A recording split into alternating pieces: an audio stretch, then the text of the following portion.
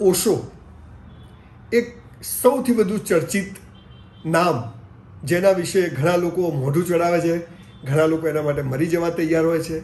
સિક્કાની જેમ બે બાજુ હોય છે, પણ અત્યાર સુધી આ પૃથ્વી પર જેટલા કોઈ લોકો જુદા જુદા ક્ષેત્રોમાં થયા, એમાં ઓશો એક એવું નામ છે કે જે સૌથી વધુ ચર્ચામાં રહ્યું છે. થોડીક એની હું જે કંઈ વાત જાણું છે, થોડી ઘણી વાતો જસ્ટ કરવાનો આજનો હેતુ છે.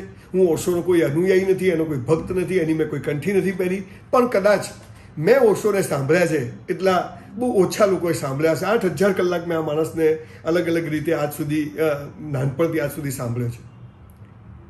હું આજે જે પબ્લિકમાં જઈને બોલું છું, અને ત્યારે મારી અંદર જે ગુસ્સો, જે આક્રોશ અથવા વાત કહેવામાં એક સચ્ચાઈની જે મને જે પાવર આવે છે, એ કદાચ મેં ઓશોને સાંભળ્યા છે એટલે આવે છે. બહુ નાનો હતો, આ નામ વિશેની જિજ્ઞાસા બહુ નાનપણથી હતી. એકવાર હું 7મા 8મામાં મારા ઘરની સામે એક વ્યાયામશાળામાં જતો હતો, અને ત્યાં આગળ સવારે બધા આ જ કલરના કપડાં પહેરી અને બધા લોકો આવ્યા, એક મ્યુઝિક ચાલુ થયું મંદિરમાં, અને બધા નાચવા માંડ્યા અને કૂદવા માંડ્યા અને રડે ને હસે ને આવું બધું ચાલતું હતું. હું એક બાજુ બેઠો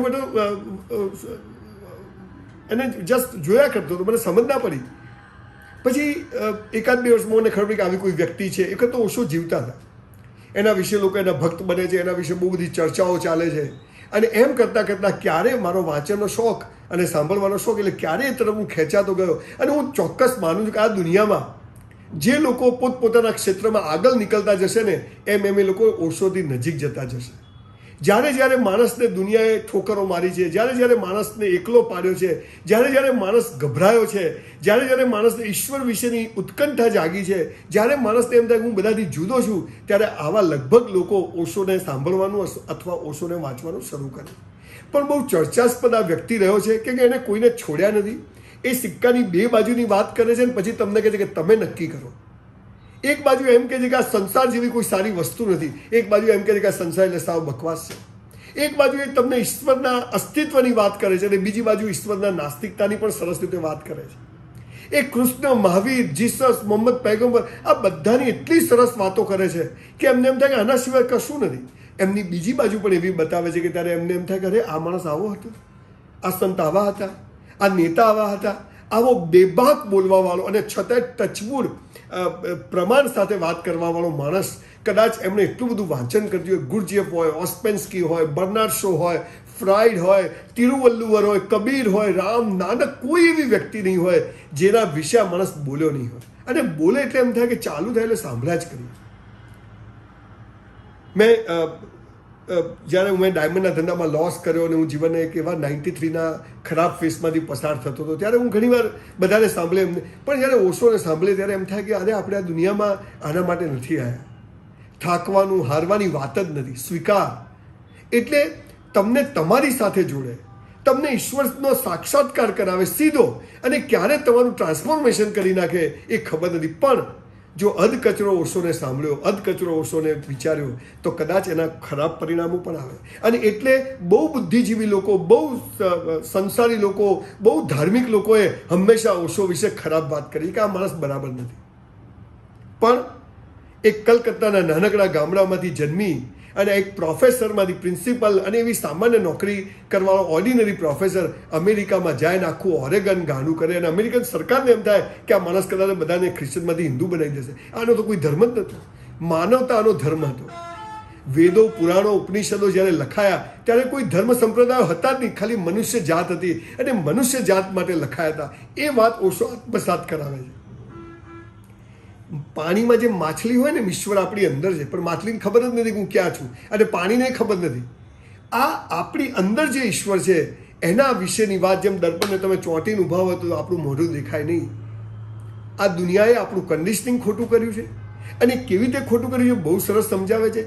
એને કોઈ પુસ્તકો લખ્યા નથી, પણ એ જે બોલ્યા એ બધું કમ્પાઇલ કરી અને એમને જે ઓરેટરી કરી એને બધું લખીને પુસ્તકો બહાર પડ્યા. પણ એમના પુસ્તકોના નામ જ એવા હોય કે તમને એમ થાય કે અરે આ શું કહેવા માંગે. સંભોગથી સમાધિ સુધી સૌથી ચર્ચાસ્પદ પુસ્તક 9મામાં વાંચેલું, કોલેજમાં વાંચ્યું, ધંધામાં નુકસાન કર્યું ત્યારે વાંચ્યું, અને હમણાં પણ વાંચ્યું. દર વખતે એમ લાગે કે આ તો કંઈક નવી જ વાત કરે. પણ પેલો સંભોગ શબ્દ સો કોલ સુધરેલા સમાજને ગમતો નથી. કરે છે બધા, ગમતો નથી. પણ એમાંથી ત્યાં અટકવાનું નથી, ત્યાંથી આગળ જવાનું છે. આ વાત જે ઓશો સમજાવે છે, અને એ જો આજના યુથને સમજ પડી જાય તો આખું યુથ અત્યારે જે યુવાનીના કાળમાં જે ચીજની હાલ જરૂર નથી, જે આપણી વન વ્યવસ્થાઓ આપણી જે જુદી જુદી વ્યવસ્થાઓ હતી સમાજની, 25 વર્ષ સુધી બિલકુલ યુવાવસ્થા, 25 થી 50 સુધી સંસારમાં રહો, ગૃહસ્થાશ્રમમાં રહો, 50 પછી તમે આ કરો ને 75 પછી આ કરો, આ બિલકુલ સમજાવે છે. કોઈ વિષય એવો નહીં હોય કે જેની પર ઓશો બોલ્યા નહીં હોય. હું કોઈ ઓશોના વખાણ, ઓશોની વકીલાત કરવા માટે આજે આ વિડીયો નથી, પણ મને ઘણા બધા લોકો કહે છે કે સાહેબ તમે બોલો છો એમાં ઓશોની છાંટ દેખાય છે. આ ચોક્કસ દેખાય અને મને ગમે છે, મને કોઈ અફસોસ નથી. આમાં કોઈ કોપીરાઇટ નથી. શબ્દો તો ઈશ્વરના હોય છે. કોઈ બોલ્યું છે એને સાંભળીને કોઈએ લખ્યા છે, એને લખીને કોઈએ લખ્યા છે, એને સાંભળીને કોઈ બોલ્યું છે, એને જોયું, આ બધું વાંચીને ઓશો બોલ્યા છે. ઓશોને સાંભળીને આજના જેટલા લેખકો અથવા જેટલા લોકો સંતો સાધુ છે બધા એનો ઉલ્લેખ કરે છે. જ્યારે હું બધા સાધુ સંતો, મૌલવી, ફકીરોની લાઇબ્રેરી જોવા જઉં છું ત્યારે એક ખૂણામાં ઓશો તો હોય જ. એટલે આને પચાવવો બહુ અઘરો છે. આ સામાન્ય માણસનો માણસ નથી. જે અમુક તમે 200, 500, 1000 પુસ્તકો વાંચ્યા હોય, તમને આધ્યાત્મિકતાની ભૂખ જાગી હોય તો કદાચ ઓશો તમને મદદ કરી શકે. બાકી ઓશો તમને એકલા પાડી દે, સંસારથી એકલા પાડી દે. એક વખત તો તમને એમ જ લાગે કે આ સંસારમાં કોઈ કામનું જ નથી, ન પત્ની, ન બાળકો, ન મા બાપ, કશું જોઈએ જ નહીં. તમને આવું વેર થઈ જાય જો સમજો નહીં તો. એટલે બહુ ખતરનાક માણસ છે. પણ હું એવું ચોક્કસ માનું છું કે જે લોકો ઘણું બધું વાંચ્યું હોય, ઘણા બધા લોકોને વળીને સત્સંગ કર્યો હોય તો એ લોકોએ એકવાર ઓશોને ચોક્કસ સાંભળવા જોઈએ. જે એના હજારો વિડીયો, લાખો વિડીયો એના બધું અવેલેબલ છે. હું ક્યારેય એમના આશ્રમમાં ગયો નથી. હું ક્યારેય બીજી વાત કહે કે ઓશો તો કહે છે કે ગુરુ કોને કહેવાય? જે તમને ટોળાથી છૂટા પાડે, ટોળામાં જોડે ગુરુ ના હોય, એવું એ ઓશોનું માનવું. એટલે આવા શબ્દોને ઝીલવા એ બહુ અઘરું કામ છે. આવા ઓશો ભારતમાં થઈ ગયા અને એમ કહેવાય છે કે ઓશો પહેલાં ને ઓશો પછી આવા 2 ભાગમાં બધું વેચાઈ ગયું. એમનું મૃત્યુ કેવી રીતે થયું, એમનો જન્મ ક્યારે થયો, એ ક્યાં શું કર્યું, પૂનામાં આશ્રમ કેવો બનાવ્યો, એ બધા વિશે બહુ વાત કરવા હું નથી બેઠો. પણ હું એક વાત ચોક્કસ માનું કે જે માણસને ઈશ્વરને ઓળખવો છે, જે માણસને પોતાની જાતને ઓળખવી છે, આપણે આ પૃથ્વી પર કેમ આવ્યા છીએ, તો એવા લોકોએ હું માનું છું કે ઓશોને જુદી જુદી રીતે સાંભળવા જોઈએ, વાંચવા જોઈએ. અને એક દિવસ એવું આવશે 4-5 વર્ષે કે તમને એમ થશે કે હું આવો કેવી રીતે બની ગયો. આ એનો જાદુ છે. પણ 50-50 છે. જો બરાબર સમજ્યા નહીં તો બીજા રસ્તે પણ જતા રહેવાય છે. એટલે જ્યારે તમારું બધું દુઃખ પૂરું થઈ જાય, તમારી બધી જ મુશ્કેલીઓ પૂરી થઈ જાય, ત્યારે તમારી અંદરનો માણસ જાગે છે. આવું એ હંમેશા વાત કરે છે. આવા ઓશોને નમન. અને લોકોને કહું છું કે થોડોક ટાઈમ આને સાંભળજો અને કરંટ લાગે તો કાયમ સાંભળજો. Thank you.